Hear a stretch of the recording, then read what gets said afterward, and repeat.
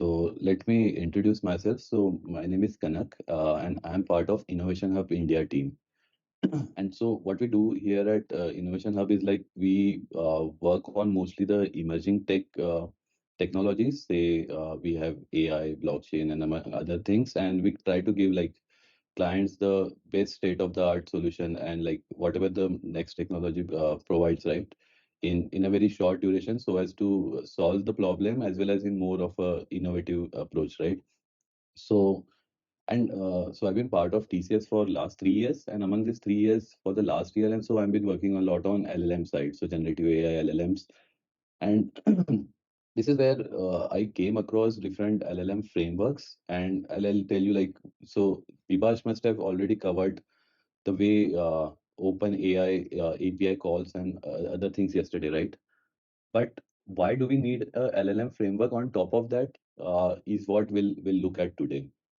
So I guess we can get started. Just a couple of questions. So yesterday, do you guys have that OpenAI key? I guess Bibash asked you to create a free account and get a key, right? So you guys have it for your personal accounts, right? Yes, we can. You have, right? So maybe then I'll share a couple of notebooks at the end, and in the hands-on part, you can just replace your key, and we can do kind of a hands-on with those. So let's start. To begin with, unlocking the potential of LLM models with the LLM app frameworks. So as we know, right, yesterday you must have seen like we have different LLM models, and everyone knows about OpenAI, but there are a couple more like from Cohere, from Google side we have Palm 2, the Gemini ones are coming in. So there are a lot of LLM models in the market which we can use to do different type of tasks using LLMs. And but just directly using those LLMs in a production grade app or in a case where we have a very complex type of solution which we want to build, wherein we'll need a multiple LLM inferences. There's a lot of data coming in. It come from a structured data, say an SQL server or something, or is it coming from a large number of text files or PDF files? It very quickly becomes difficult to streamline all this thing into a LLM pipeline. So in a typical scenario is like you'll take the text, you'll put it in a prompt, you'll send it to LLM, you'll get the output. And you must have seen like most or like LLMs are basically text in, text out type of models, correct? But in many scenarios, we need a structured output. Say you want to generate a set of dummy data of company names with their description or something. If you just ask ChatGPT or a simple inference, you'll get a text output. It is not formatted, right? But if you want to take it ahead in an application, you would want to get the name separately, get the description separately. So you'll want a structured output such as JSON or something. This is where typical LLM inferencing fail at most cases. And why this space of orchestration has come into play is for the same reasons. So it gives a very high level API which automates the underlying task. It gives like a improved application performance, so we can leverage LLM resources very efficiently. One such example is like you have two models. One is say GPT-35 Turbo and one is GPT-4. And GPT-35 Turbo is a very small parameter model compared to the 4, so it's faster, but it doesn't have that level of performance or accuracy compared to GPT-4. So any task which requires a less computation, less reasoning things, we can do with the 35 model. And the other task which needs a more reasoning, like actual content creation or something, this is where we'll employ GPT-4. So such type of things, if we want to do, we want to tie up multiple LLM models with one another. That is where LLM frameworks are helpful. It also help reduce cost because we can repurpose outputs from one particular LLM call to another. So we don't have to pass whole prompt again and again, thus saving us on the cost. And it also helps us with scalability and reliability. So I'll show you in the hands-on, but say if you, so OpenAI is not just one thing. So a lot of like 90% of the people are using OpenAI models, but what if we want to move it to a more open source LLM model, such as say We have couple from Meta, such called as Llama models. So if we want to change the whole model in itself with a LLM framework, it's just a one line of code change. So this helps you to kind of scale and add reliability to your complete application pipeline. So today I'll mostly talk about the most famous LLM framework, which is LangChain. Uh, So has anybody came across LangChain or have any idea what LangChain is? Maybe you must have used it somewhere or something.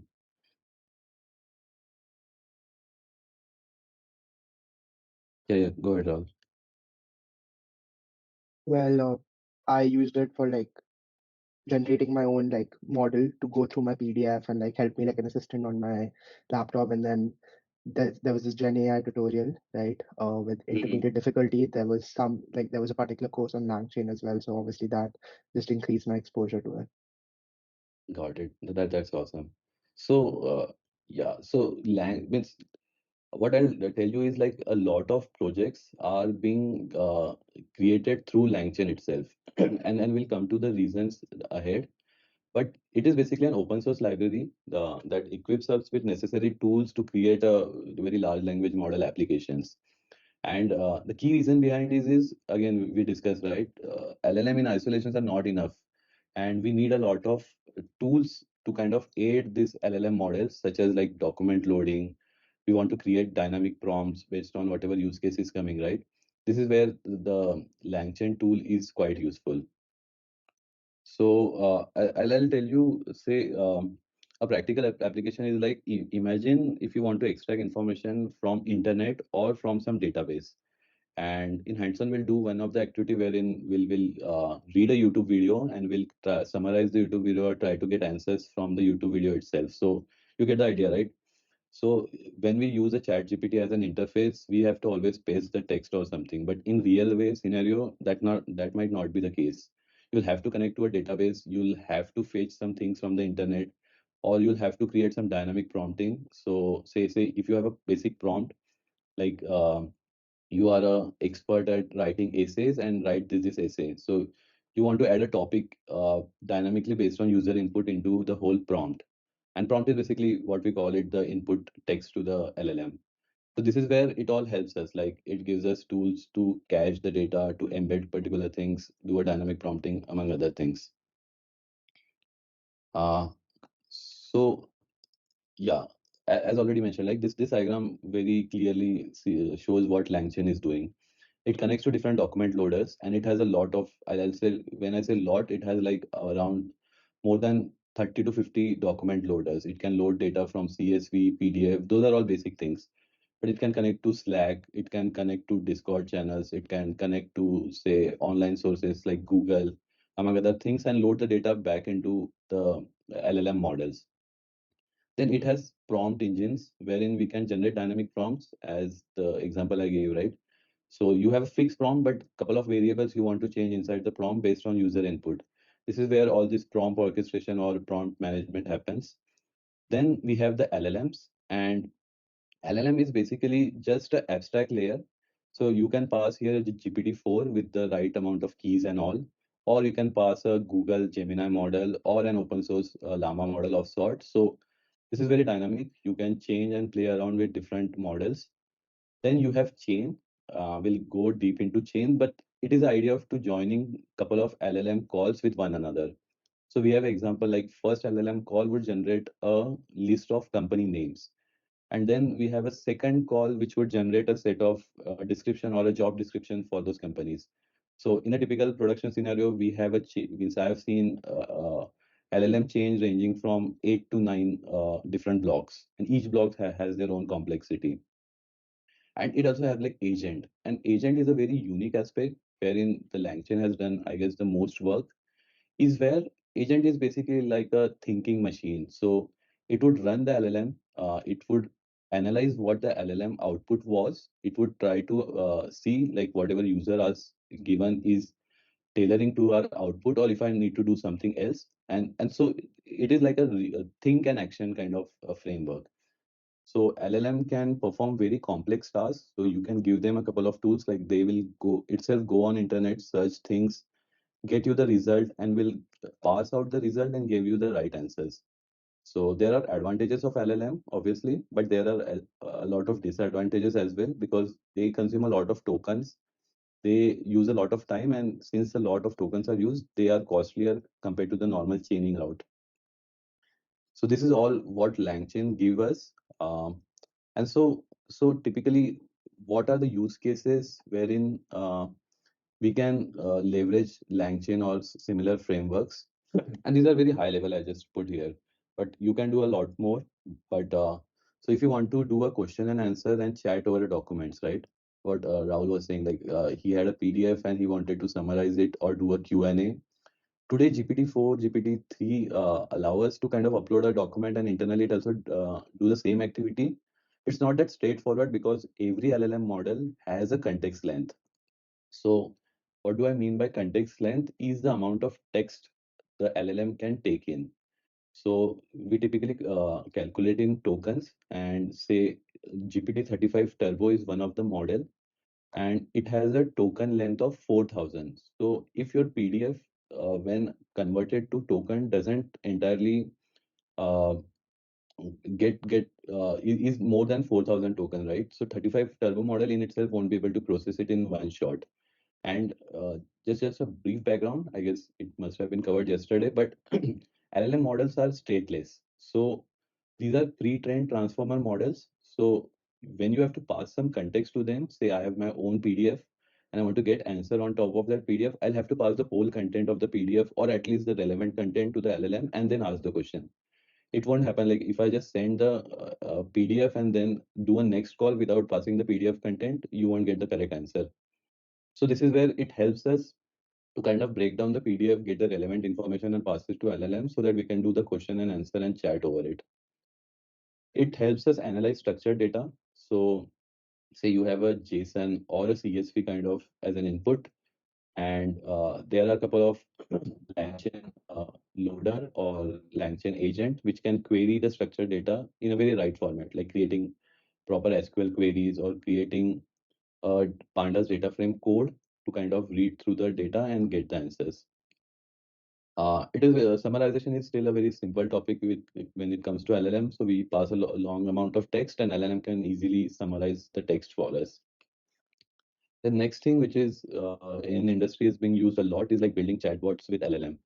So LangChain has out of the box chatbot type of frameworks. So wherein you create a bunch of so just like in a 4 to 5 line of code, you create a agent chatbot and you just pass it your user question and it would give you an answer. And it also has like a memory.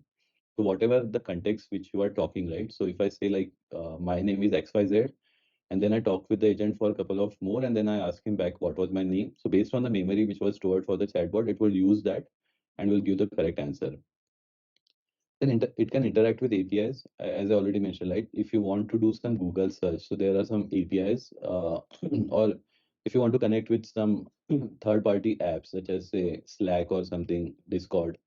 So it can use those APIs, get the data, and then give it back to the whole LLM model. So this LangChain can easily do. Then again, couple of things like code parsing and understanding. So if you pass some codes and want to get an explanation for it, this again can do it, and some basic information extraction. So earlier we used to use a lot of name entity recognition type of models, if you must have heard it, right? But with LLM, we can just pass in a bunch of text, give it proper instruction like I want to extract nouns and adjectives from the text, and if prompted properly, we can get those as an output. So far, so good, right? Any questions up till this point? So yeah, so these are basically like the core components in this framework. So we covered most, but I'll just reiterate once. So models are the basic thinking machines of our framework. So they generate response with the large language model we select.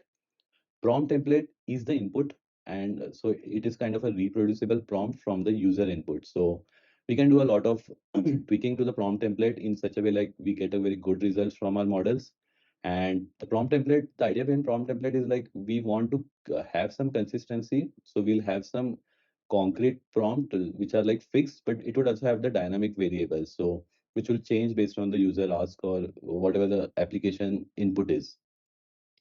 Then we have a data connectors, which are basically wherein the actual data would come in. As so I'll tell you one thing about large language models is they could hallucinate. So when I say GPT-35 Turbo was trained up till 2021 data, and GPT-4 was trained somewhere maybe September 2022. I might be wrong, but somewhere around that month range. And so to get a correct answer, you have to pass in your own data to get the context, right? So so I want to create a LLM application which gives me. So I have some PwC documents and I want to get some answer on top of it. So I'll have to connect my LLM to this document. So this is where the data connection comes into play. Chains and agents we already discussed. So if you want to combine multiple elements into single application, this is what we call a chain. And if agents are basically like a self-thinking bots, which will run some course of action on the large language models. And again, when we are building, so when we have a very single shot type of function, like we are just giving one input and trying to get one output, we don't rely much on memory. But if you are trying to create a chatbot, we do need to keep a memory and say like whatever is the user asking in the last conversation, right? That need to be taken into consideration when creating the results. So we have like a previous interaction with both short-term, long-term memory scenarios. So these are all there. So so we'll look at models, and I want you to look at this image because this is very important. So every LLM call has these three components which are very important. So we have the input, the one shown in the green. We have the processing engine, which is the purple, and we have the output engine, which is the blue one. So you pass in bunch of input, the LLM processes the input and gets the output. And typically, LLM is a text in, text out kind of a model. But we have a lot of techniques and functions which can help us get most out of this model despite being a text models, right? So what we can do is, as you see, right, the darker green blocks is a template. So does X like Y and Y? So this is fixed. For a particular application, in most cases, this particular block would be fixed. And the another part which is coming in is the dynamic part. So user has asked like X needs to be this value, Y needs to be this value. And this is where the prompt template would come in and will create a final output which will go into the LLM. So like does who like bar, right? And why? This would go into our LLM where we'll predict. So we have a different models. It could be a chat model or normal instruct model. And finally, it gives us an output. Now, LLM would give and will always give a text output, irrespective of whether the text has some. So it can give a JSON as in text. So JSON is nothing but a structured format, but it's again like in a text format. You want to get a 10 company names. So it would give 10 company names, comma separated. But for you to use those, we'll have to separate out those commas and create a list, right? So this is where the parse engine in the LangChain comes into play. So this is a flow. So we format the input, we predict it, and then we parse out the output. So in LangChain, you'll see a couple of formatters, input formatters. You will see a couple of output parsers. So you could have an output parser for a list. You can have an output parser for a JSON. You can have an output parser for just text as well. So any question, guys, on this? We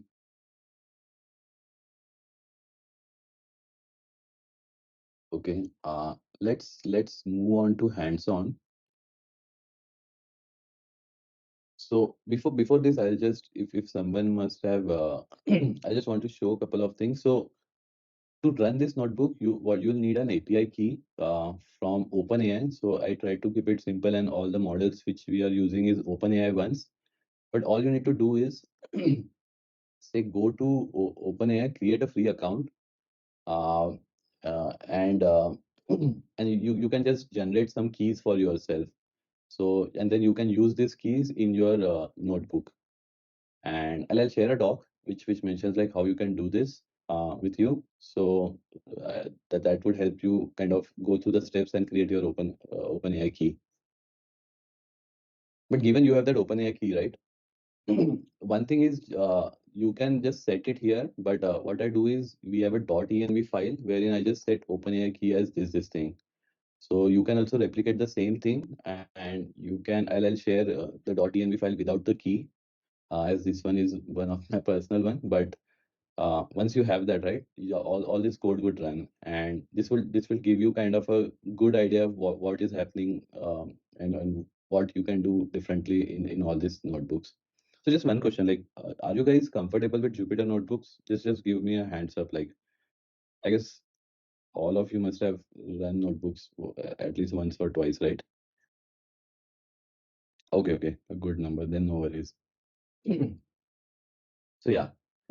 So first what we'll do is I'll load the .env file, and it would just load the variables which are there in our environment variables. So this env file gets loaded, and so you can just create a .env file, put in your OpenAI key, and just run this load.env. Now the only difference is once you have this in the environment variable loaded, you don't need to pass every time the OpenAI key to your models. So this way it's easier. And even like why I've used this in production, when you go to like create some actual applications, right? You don't want to keep your keys in the code, right? It can change based on whatever environment you are working. And say now I'm sharing my screen, the key you won't be able to see. So it's a little safer as well. So this is a very simple thing. So this is how we load so Bipash must have shown you some code maybe yesterday. So how you do it with OpenAI, and it would have a lot of things coming in. So you set the base URL and all. But with LangChain, most of these things are happening internally. So it's like an abstraction layer on the OpenAI API. So we just from LangChain library we import LLM, and for OpenAI we use this OpenAI import. So you can just pass it your model name, and this is a GPT 3.5 instruct model, and we set a temperature. And so temperature is basically how consistent output which we want from an LLM. Like if we set it to very high, it goes to a small creative, but you won't get very robust or consistent output from them. But if we keep it zero or closer to it, we get a very consistent results every time. So I'll just run this. So now when we see this LLM is basically loaded with our API key and everything. And so you can even see, so it's a completion model. Model name is this, OpenAI key is this and all. So this is all set. Now we can just use our model to kind of do inferences. So this is a very simple prompting, the way we send it to a chat GPT UI, right? So just I can ask him like suggest 3 birthday gifts for a data scientist. And the answer won't be same again like the last time, but you see, right? Subscription for data science online course, something high quality. So this is how a typical simple LLM call can happen. But you see the problem, right? What if I wanted to make this as a list? This is all in the text. I'll have to write some code to split it and create a list, right? So this is not a very good approach when developing LLM applications. Next, so this is a instruct model. And when I say what is an instruct model is like we give it a one input, and we assume we'll get a one output. And these type of models are trained in such a way like to answer based on users instructions. So these are not chat models. What you see in GPT-4 and GPT-35 on the chat GPT website are the chat models. They are much more designed to kind of talk with you in a very chatty fashion. So this is so second thing we'll see are the chat OpenAI models, and they have couple of more inputs rather than just one textual input. So just give me a second. As you see, right, we import the chat OpenAI model, but instead of a single input, we pass in bunch of text. So a bunch of list of human AI. So these are conversation. So we are passing it a conversation history. So first question was like I asked him suggest me 3 birthday gifts for data scientist.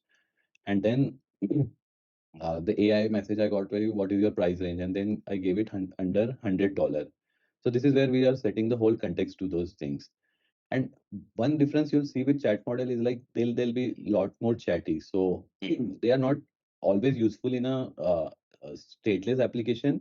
But when we are building a chatbot or something similar, these are what the models which we'll use. So I'll just run this, and if I just send the total conversation history to the chat model and try to get the output, we'll see this particular things. We can quickly change something for say here and then rerun, and we'll get a different output. Now, one thing you must have seen in the chat GPT is also a system instruction. So chat model has like conversation history, but it doesn't tell what the model itself wants to be, right? So this is where you can pass a system instruction to a model. And you see this example. So this particular conversation, maybe you must be thinking like AI is basically someone who is working in a shop, right? So I can set a system instruction like you work as an assistant in an electronic shop, and you can do some creative thing like your income depends on the item you sold. So what this will prompt the model is like I have to sell my I'll try to sell my most expensive content to the user, right? Because this particular guy would be paid with the item it's been sold, right? So now I was seeing like in the earlier it was just high quality notebook or something, but when I set this as an instruction to the model, I'll see more costlier items, right? Smartwatch, noise cancelling headphone, portable external hard drives, as compared to what the input I was getting, right? So this is how you will kind of train or prompt your model in a way to answer or behave in a certain fashion. So this is really helpful. Like everywhere you have to set some system instruction, and this is where you can set some guidelines as well. Like do not do not show this particular of things, or do not be rude or something. So this is how you will kind of prompt your system to behave in a certain fashion or not. So, and the why this is important is system instruction is always has high priority to whatever human message or human input is. This is the core of the LLM prompt. So a user cannot override what a system instruction is given to the LLM. So it acts as a guardrail or act as a policy to your application. So any questions on this? So I had a very trivial question. You've passed the Yes. system instruction as a different variable. If you include it as part of the conversation history, is there anything different that happens? Yeah, a good question, Rahul. So I told you, right? So if this particular thing is passed as an instruction, right, as an say human message or something in the conversation history, it won't take that dominance or that priority compared to the system message. So it's like user is saying you are an assistant and your income depends on the item you sold. User can easily again ask him to you suggest me a cheaper items altogether. But if it is set as a system, right, user cannot override this prompt. Means he can ask like, show me some cheaper alternatives. But you consider this as like a very inherent nature of the bot.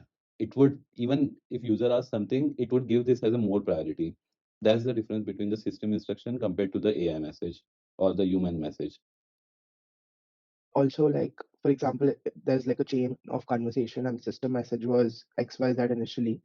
And Mhm. after a certain chain of conversation, because how you've hard coded it, you want the system message to change. That is also possible, right? So, like, Yeah. So you have to typically we don't change system message a lot, but if required, you can do it. But you get the idea, right? So there are a yeah, couple of memories where we just keep the 3 or 4 conversation history in the whole chain, right?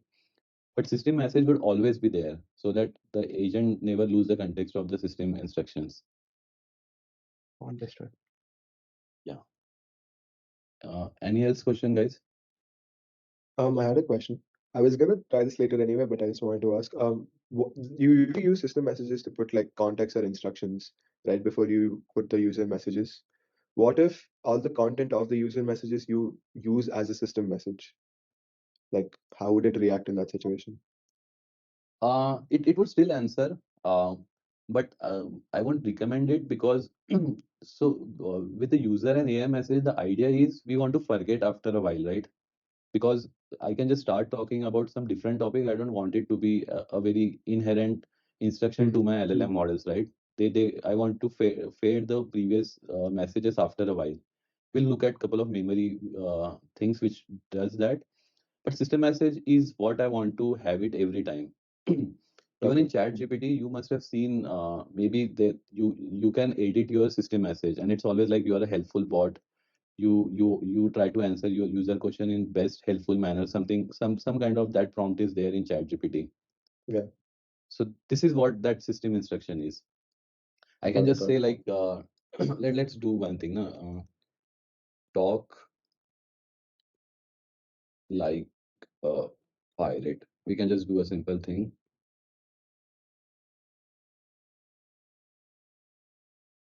Okay, and now Yeah. when we send it, see for if you recommend these treasures. So this is how you can kind of play around with system messages and all. Got it. Got it. Yeah, we can like means just talk. I don't know this would talking. So you can just play around like it would give up health or fitness. So you can do a lot of things, right?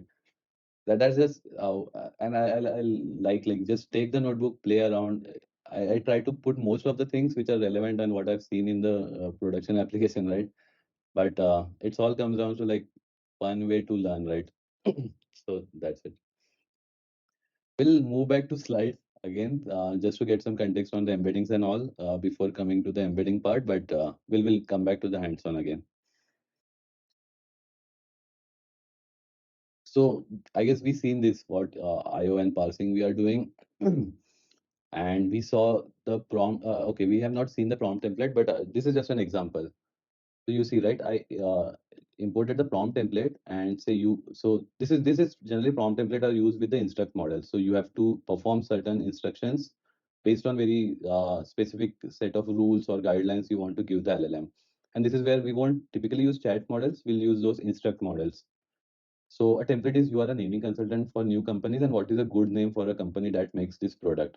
And I know like we can just in very programmatically replace the product with whatever input is, but this is how LangChain does it. And it is in a way you'll find why this is helpful because when we do chaining, we can easily pass different things one after another. So this is basically a string. Then we pass this string to a prompt template where we have a function from template. So this would generate a prompt, and this prompt we can just do a format and pass the product as colorful socks.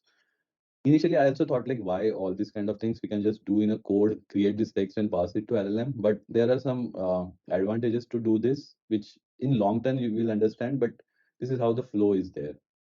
And when we pass this prompt, run it through the LLM, we will get the output. And it's just like when we are creating a code, we'll just every time give a variable here with the product and say your product changed from one variable to another, you will get the answer appropriately. And not just this, like you can have multiple variables inside the whole prompt. You can save the prompt in a TXT so that anyone can edit it very easily, and the code will kind of always read the text and will fill in the details there. So prompt contains instructions to the large language models. We can give some few short examples. What are the inputs and output, and the question whichever we want the LLM model to perform, right? Next, we come down to data connectors, and this is where the embeddings and other things comes into picture. So LLM application requires user-specific data that the model doesn't is not been trained on. So again, like our own documents, uh, and so LangChain provides a couple of things. So one is the document loader. So these are like CSV, PDF loaders. Then we have a document transformers. So if a PDF is very large, we want to kind of cut down the PDF into multiple chunks. So it could be page by page, it could be like paragraph by paragraph or by amount of text that is there. And then we have a text embedding models. So anybody aware of what text embedding is, or anybody has any experience on this? Yeah, Rahul. Essentially, like you need a vector input to be fed into any kind of machine learning, deep learning model. So text embeddings could be most easily represented as like a vector space, much more than three-dimensional, could be thousands. And words which mean similar are obviously closer in the vector space, like semantic meanings are similar. Uh, that's correct. Yeah. And if we go back to our LLM models, right? LLM models ideally takes in embeddings as an input to itself. So what we do is we convert our text into a vector representation, like a mathematical arrays of numbers, which gives the semantic meaning to a particular text. So, say a king and a queen. If we create an embedding of king and queen, they must be similar in one context based on the royalty and all. But compared to gender, it would be different. So it brings like a language context to the whole whatever the input text is there, and it tries to map it to a very mathematical representation. So one idea behind is like whichever data we get, we do a data chunk. So I have a say 100-page book. I'll create it into say 1,000 data chunks. Then I'll convert those data chunks into embeddings, which are like say 100 vector arrays, and then we'll save it to a vector database. And so vector database is basically it would store every embedding and it text side by side so that we can do searching or we can retrieve. So now if I upload a whole PDF and I ask some questions on top of the PDF, then I can just search the vector database and get the right paragraphs from the PDF which is talking about that. So this is where the whole vector database is useful. And this is where we have like vector stores which would store these vector embeddings. And we have retrievers wherein if you ask a particular question, it would give back some right vectors from the databases. So I guess we'll look at, so we'll do the we'll come back to hands-on. So this is where we'll see like so if we from LangChain we get this OpenAI embedding, and it has a model called as ADA from OpenAI, which we'll use to kind of embed a particular text, and we'll see like how it looks. So we just doing a basic import. We are loading the model into this variable embedding, and we'll just generate an embed query for birthday gifts for data scientists. So now this has run, so we can see like, and typically the ADA model, so the name is text embedding ADA, has the vector dimension of 1536. It's been set from OpenAI, and so basically it is an array of 1536 float values which represent this complete text. So if you see like if you want to see like at least the top 20 values for this, you see like this is an array of different numbers, and these numbers would kind of reflect what this text is trying to say. And if I create another embedding, say birthday gift for data engineers, it would be different. But if you'll do some similarity check, so there are a couple of algorithms like cosine similarity, the match would be really high among these two texts. So you get the idea, right? So if I embed a lot of documents, say it has a lot of paragraph, and if I ask a certain question, I search in the database, I'll get the correct closest embeddings which I can pass to the LLM models, and then those models can give me the result on top of it. So this helps us understand what embedding is. Next, we'll go to prompts. And again, like I'll very quickly go through this because this we have covered a lot. So just wanted to show I it. had How one does it? doubt. Yeah, sure. When you convert these text to embeddings, again, the OpenAI API is called, right? So how do you like kind of minimize the cost or make it efficient that way for large documents, like other than chunking? Because at the end of the day, it will be based on tokens, right? So even if you break it into chunks, Hmm. like the number of tokens won't really change and then the cost will be higher. So is there any pre-filtration step that you could do before? Exactly. So this is where one concept comes into play is called RAG, retrieval augment generation. So let me see if I have an image for it. It would be much easier to explain it through an image. So what we typically do is,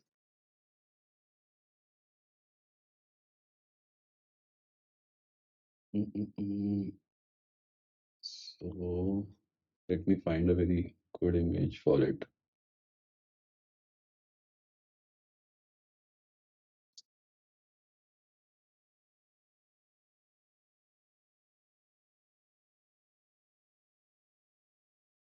Yeah. So if you look at this image, right? So you ask a particular question, then what we'll do is, so you have a PDF. What I'll do is I'll chunk this PDF into say 100 different paragraph, and I'll create a vector embedding of each paragraph. Now, typically what you'll do is when I ask a question, I'll pass the whole content to the LLM and try to get the answer from the LLM, right? Which is not efficient and which would exhaust a lot of token for you. But with embedding and embedding search, what I'll do is whatever the question I get, right, I'll embed the question and I'll try to search the question in the database. And again, this won't be the correct answer every time. But what I'll get from the database is the most relevant or most closest match to the question. So if it's a PDF about some history, say from World War II or something, and I ask a couple of questions uh, about Germany something, right? So it would give you me only those paragraph which has Germany or whatever the question is asking about. And I'll take say like relevant documents, say 4 to 5 out of those, and only pass those documents to the LLM. I So I just want to say something like I understand this where you say that you retrieve the top five vectors which are closest to this and then pass the question and these databases into the LLM. But my question was like, for example, you would still be embedding all these PDF documents and that will again increase the cost, like if your database is very high. hmm. So like in things like this, how could you make it cost efficient? Acha, so you don't want to embed your PDF at all, you're saying? No, like I would say like maybe do not embed everything and like do some kind of keyword search and then embed those or something like that. Like because I would if you have like thousands of PDF documents like chat PWC would be trained on several such things, right? So now Hmm. if you would call OpenAI and like convert them into these embeddings, then won't it be very expensive? So the one point I'll say is the embedding models are itself very cheap. So their cost is like 10, I mean, I'll say like 10, 20 times cheaper than any LLM call, All even right, less. that I So wasn't aware of.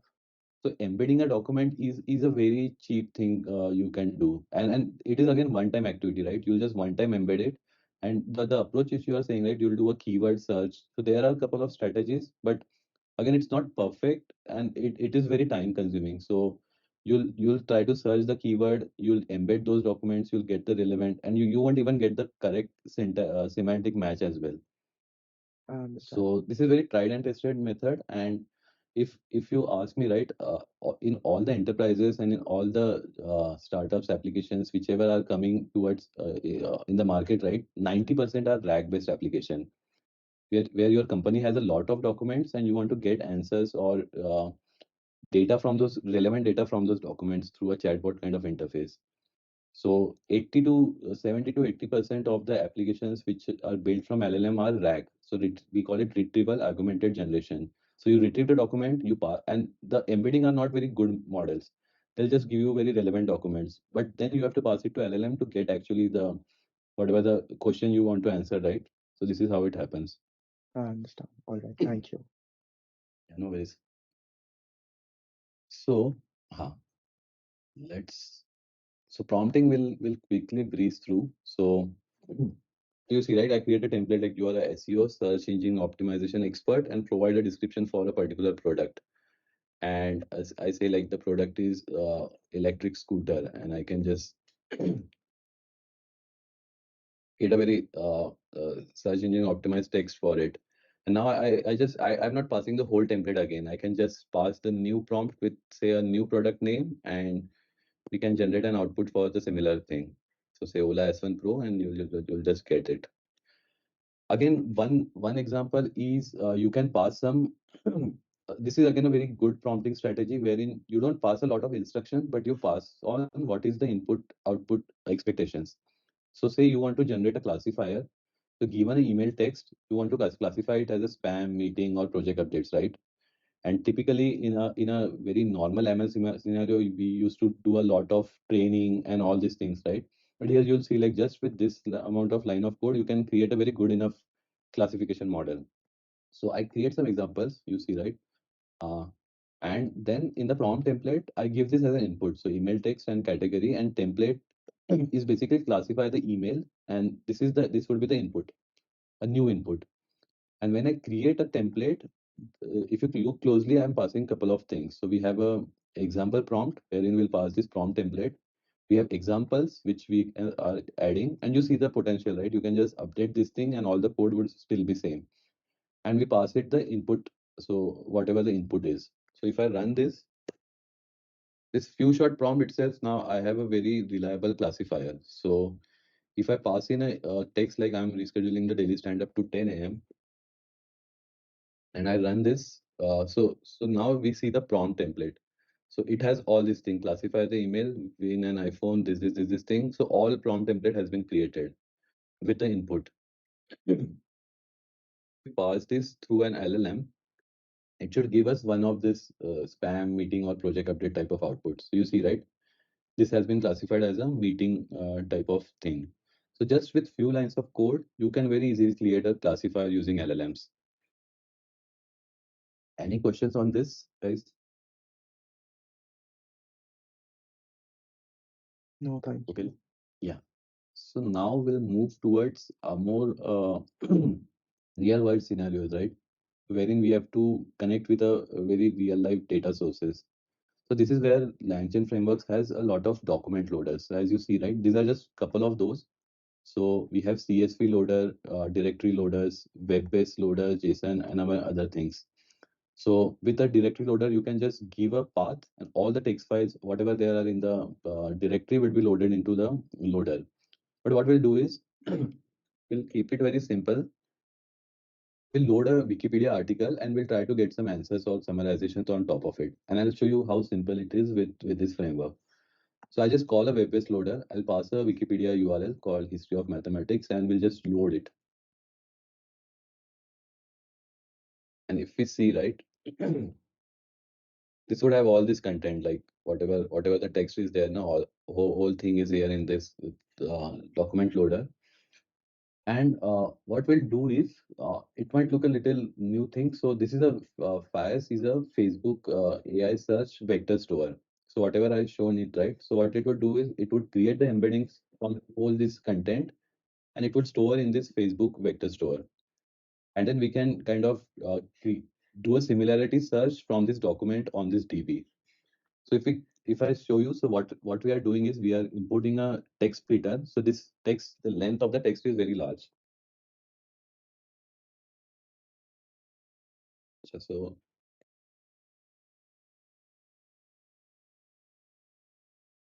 So if I see the page content in it,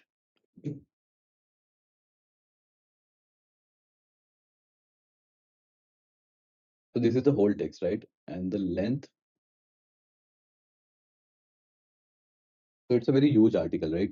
It has a lot of text.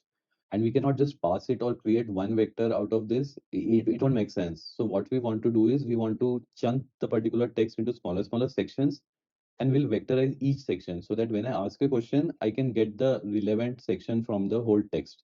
So this is what I'm doing. So I'm calling this text splitter, which is like a recursive character splitter, and it would split into 400 character chunks. And there is also overlap. So what would happen is, like when I say like it's like a moving window.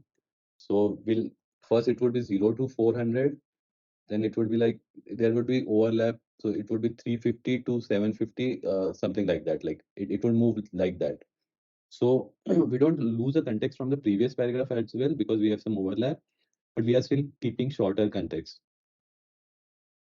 So this will create like a text splitter and we will get the text out of it. So let's run this. Now if we see text, which is text. So you see, right? Everything has been split into multiple documents. And now the length of text is, so we have 42 text. And if I do the same thing, right? Each text should be somewhere around 400. Yeah, 375. It won't be like always 400. It will try to keep the chunking and all, but it will be close match. Now, what I'll do is I'll pass the text and our embedding model. So if you remember, we had this uh, embeddings model created, right, from OpenAI. We'll pass our embedding model to this guy and we'll pass all text. And what it would create is for each text, we'll generate an embedding and store it in this DB. So let's do it. It would take some time because it is running through all this 400 something text and creating an embedding. Now this has been created.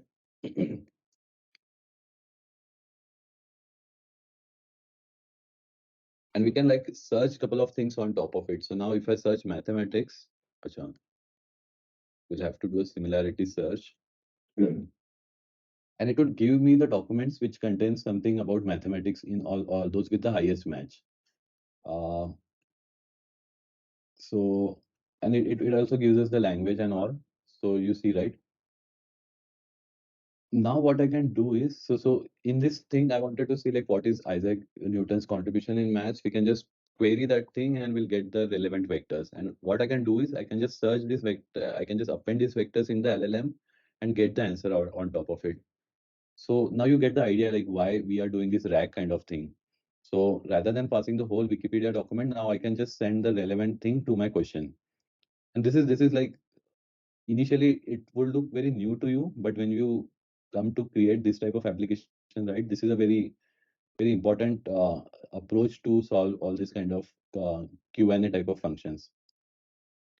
So again, this is a very similar thing. Like you can just pass the question and get the actual documents again. So same thing done. So any questions on this, on the retriever, on the embedding part? Yeah, I have a question. Yeah. In the similarity search, what if the question has multiple parts? Like the question you asked is Isaac Newton's contribution to math. So if it has multiple parts, does it uh, return multiple embeddings for the different question, or just embeddings which are common to both question? So, so basically, when you understand this similarity search, right, it is not at all answering your question. It would just try to see the words or the similarity of the question against your paragraphs. So, if you ask two questions in it, it would try to bring all those documents back to you. So, if I say what is, so it's not recommended. It's always recommended like you give the right set of question when you do embedding search. But if you have a two questions, what it would best try to do is get the most closest match from the document. This guy has no reasoning. So it's just dumb similarity check against the vector embeddings. A good approach in that case is what happens is like I can explain. So if you have a complex question, we'll do a LLM call to simplify the question. So a LLM call would simplify question or split into multiple questions. And then we'll use those multiple questions to individually do a vector search and get the relevant embeddings to those two questions, and then pass all these things to the LLM and then get the final answer. This is how a complex question is being tackled. Does that answer your question, Arpit? Yeah, it makes sense. Like if I break down it into simpler parts, then similarity would be easier.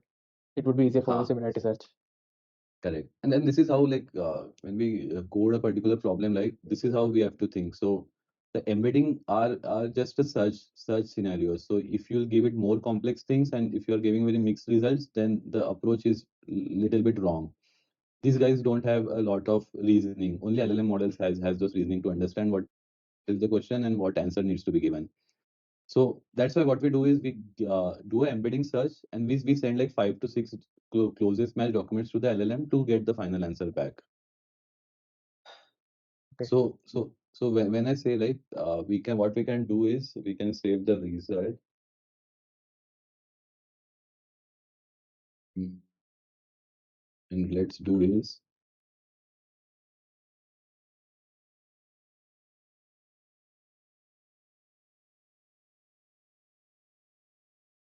I'm doing very dirty approach, guys, but let's see if it works.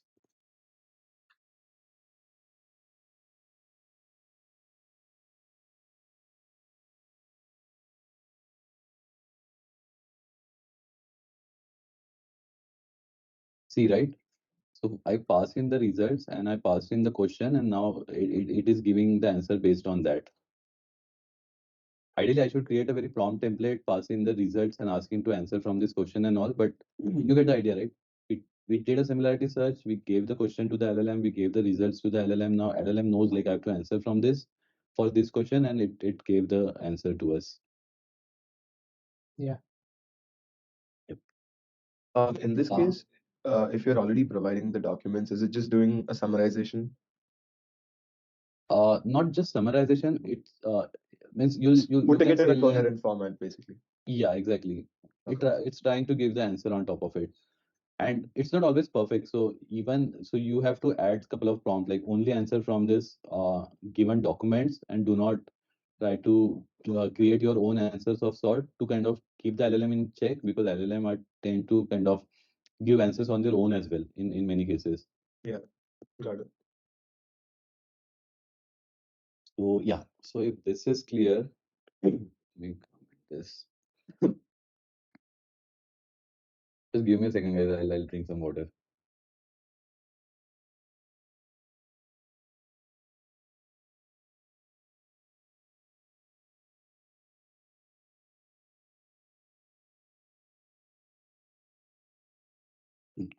Yeah.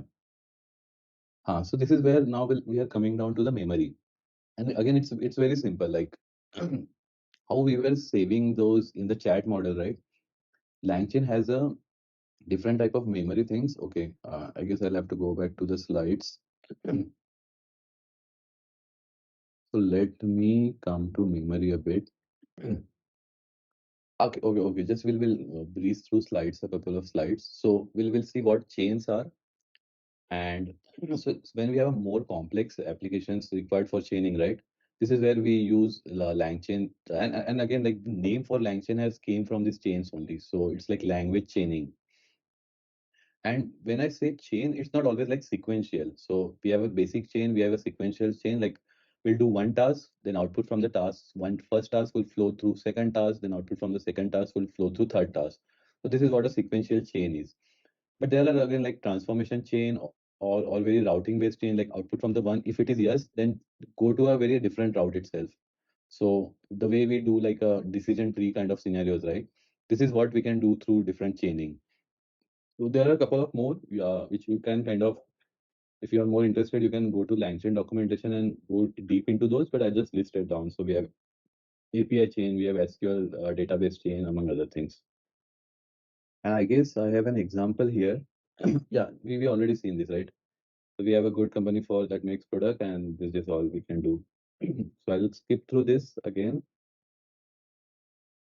Okay.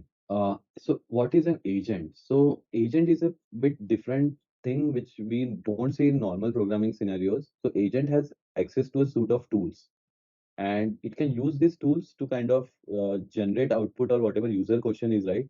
So say so consider agent as like an worker. So you set some system context to the agent, like you have to do these things, and you have these tools available. And what I mean by tools are nothing but Python functions. So one tool can be to search the internet. One tool can be like a calculator, so it can do calculations. Or one of the famous tool is like REPL, which can kind of execute Python code itself.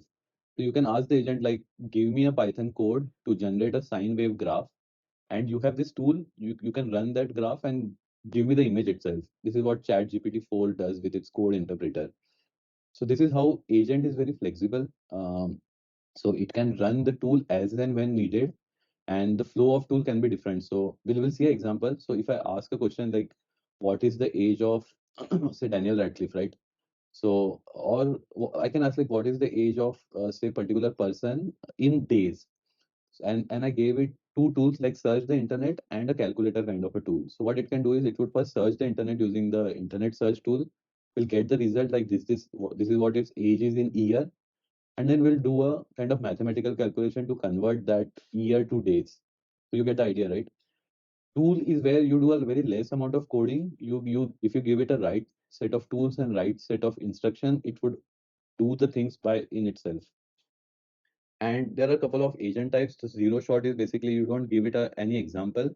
You just ask it to do a certain things. We have few shot where we give some examples to the agent and then ask it to do one or the other things using that. We have conversational, we have React document. So there are a lot of things. And a couple of things are very complex as well. So if you are interested, you can go read more on it. But in our example, we'll look one or two of this.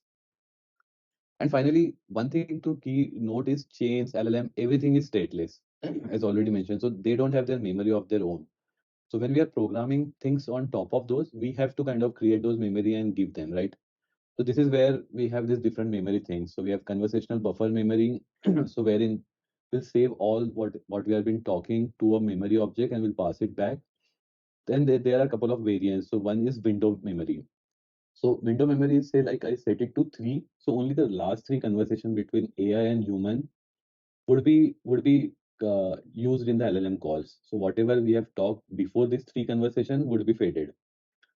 If you don't want it, and if you want like a very long conversation to flow, there are some summary memories. So what it would do is it would take all the previous chat, it would summarize again using an LLM call, and it would only keep the key information, and this would be used going ahead. So you get the advantage here, right? We can have a very large set of memory, and we can keep the summary of it, which is very short, and only important things will be there in this memory. And again, there is a token memory wherein we know like the LLM has a token limit. So the conversation would always try to keep the memory to at max to the token, not exceeding it, so that we don't hit the token barrier, but we are keeping as much memory as possible in that scenario. So far, any questions on memory, chains, agents? Like maybe a bit on React, if like that is something I don't understand. So React again would be like a very individual topic to take, but React is like a reasoning and action type of framework. So agent would perform some actions, and it would look at the results and try to reason like what I have to do. So maybe again Okay, an I image would be, understand. I understand. I understand. No, no, no, like now I remember. It's fine. yeah. I, acha.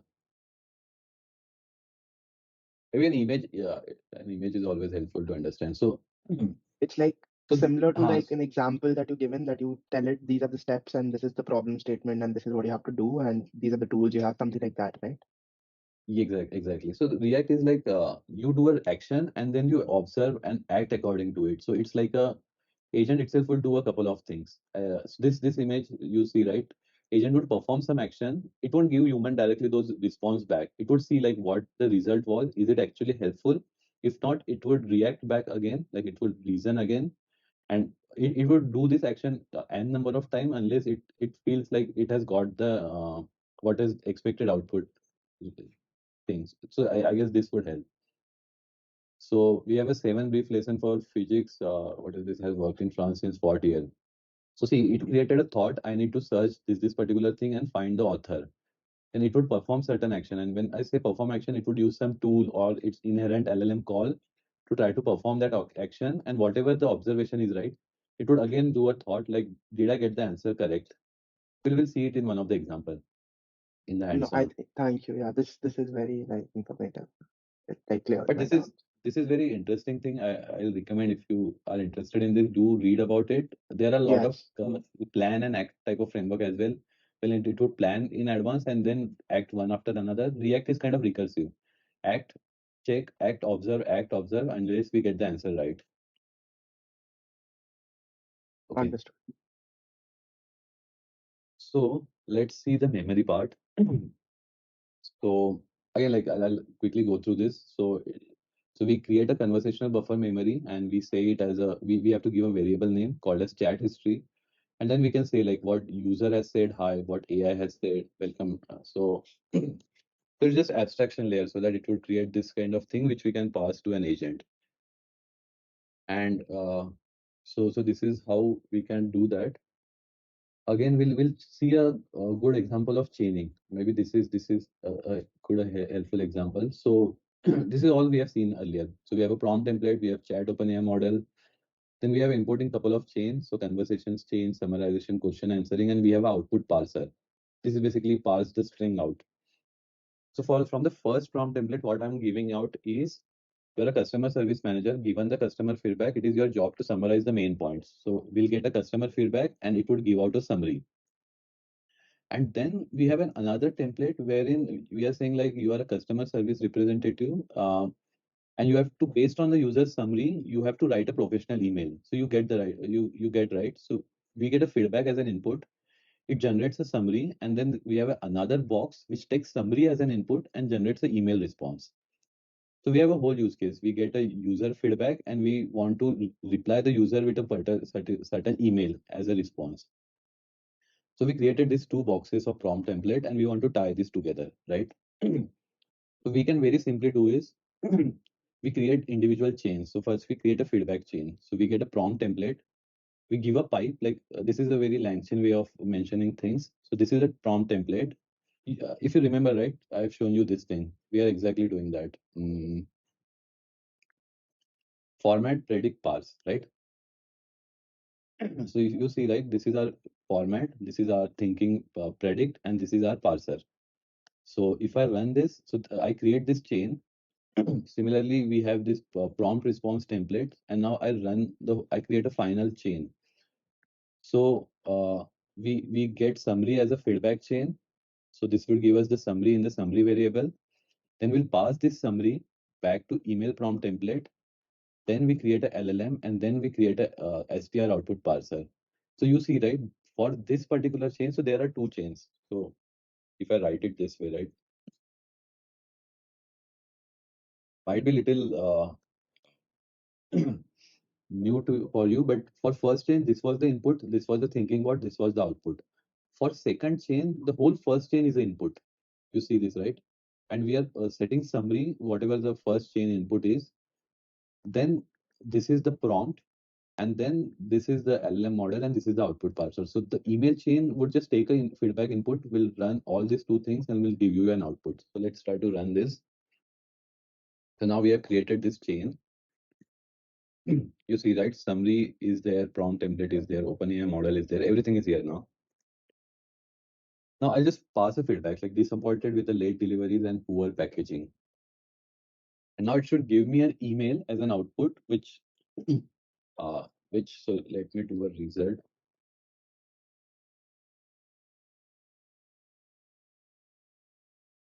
To typically run two LLM chains. And now it's,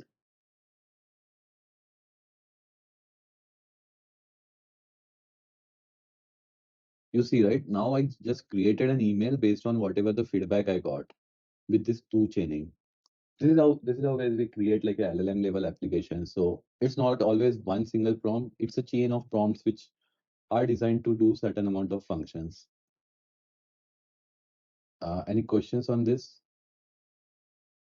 I guess the code would look little bit different or new to you. So do play around after this. But just let me know if you have anything questions or anything else on this.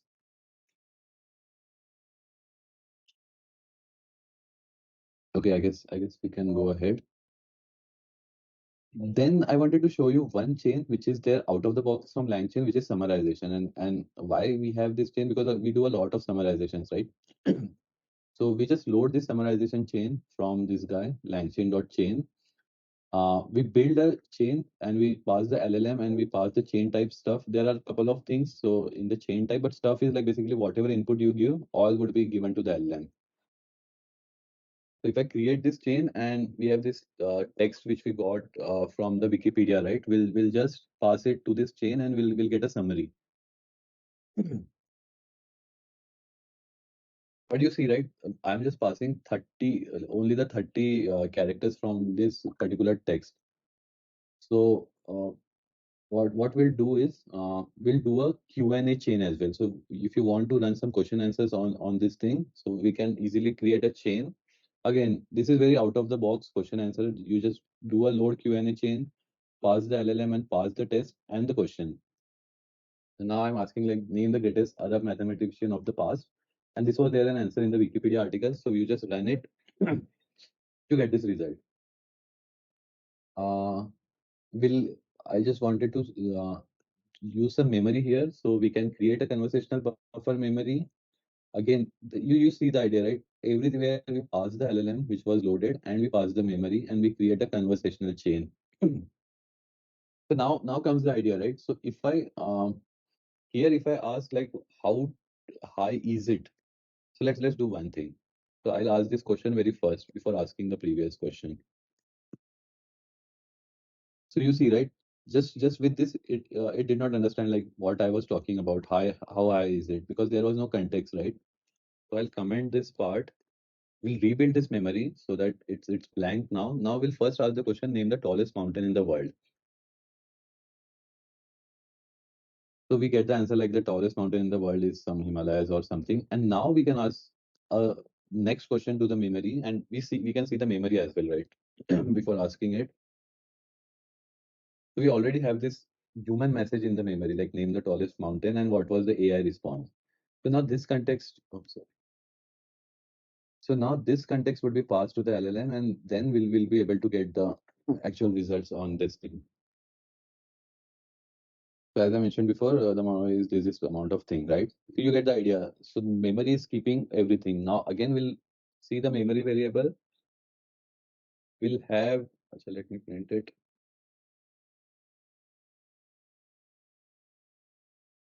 This will not come. We'll have all the conversation flown through, even the latest question. So I guess this covers the memory thing. We'll quickly close using the agents and tools. Agent guys, I want you to play yourself because explaining it, there are a lot of things. I'll explain it at a very high level, but let's go through it. So tools, as I said, like are nothing but some functions itself. So I have created a very simple example wherein you will import a structure tool, and what it does is we are just whatever input I get, I'm just doing a string dot lower. So whenever agent would use this text processing tool, whatever input it gives, it would just lowercase it. So I created this text processing tool from the structure tool from function. So this is basically a simple Python function, as you see. And this is how we convert that function into a tool which can be given to an agent. Now let's import an agent from LangChain. So we are using a simple initialize agent and agent type. And the most common agent which you can use is a zero-shot React agent. So again, what I explained, right? So it would reason and act based on whatever user input is and whatever LLM output gets generated.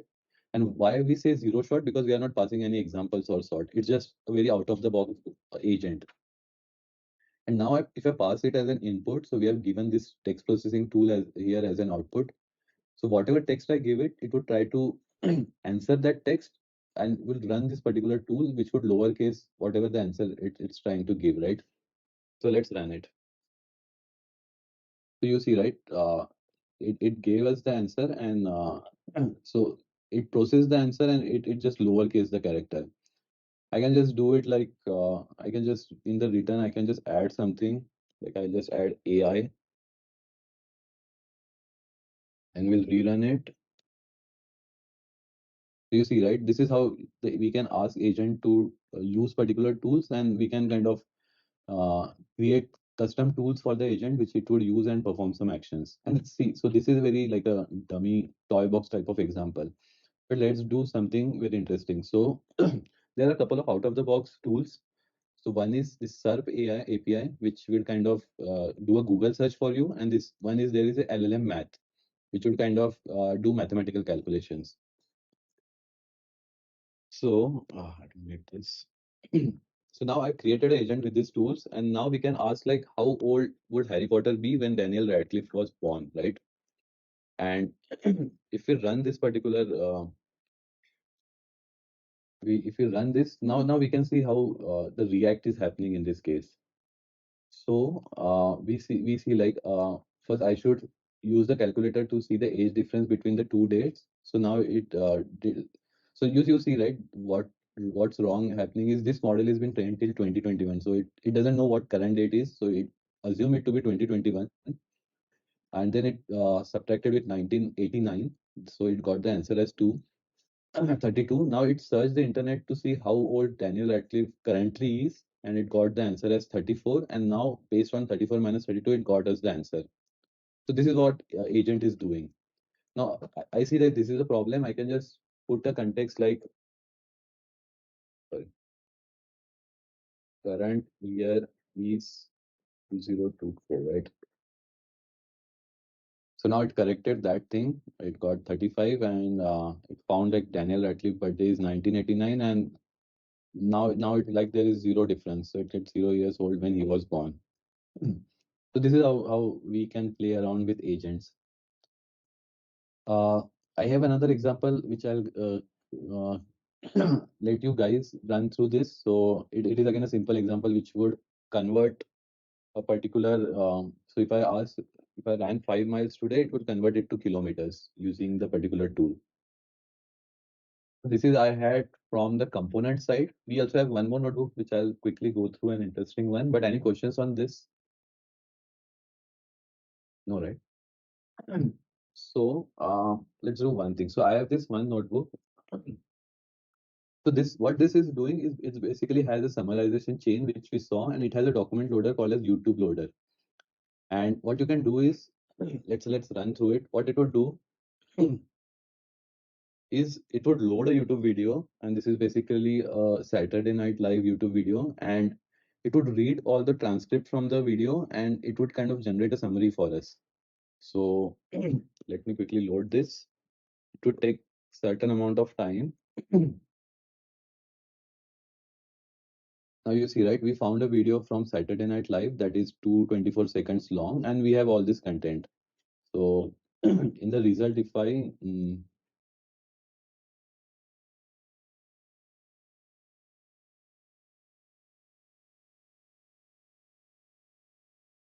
so we have all the whatever the transcript the people were talking in the video in a text format.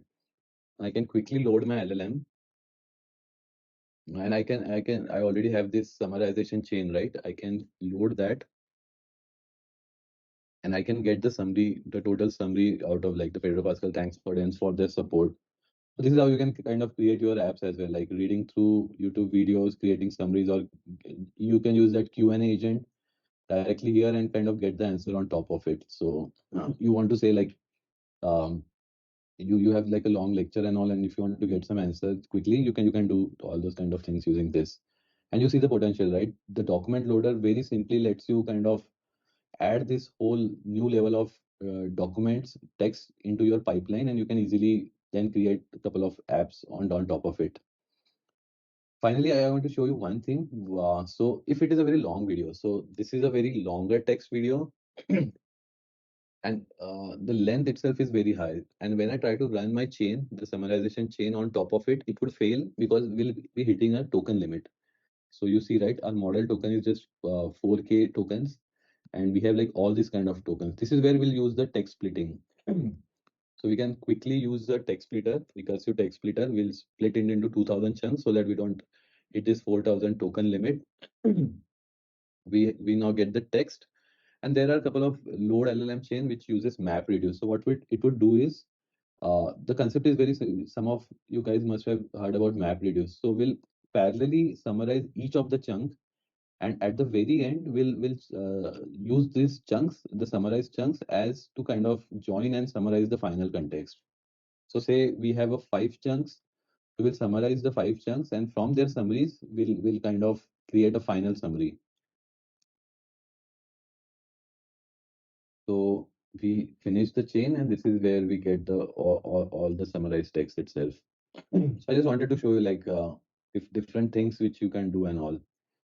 Again, I have some notebook which you can use like for email generation based on reading a URL and create some summaries, which I'll let you guys explore.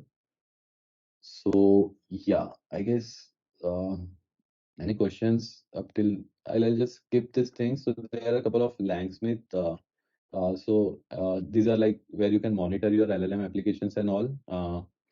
And there are some low-code services called as Langflow, wherein you can connect couple of dots, connect chains, and kind of in a very low-code fashion generate LLM applications.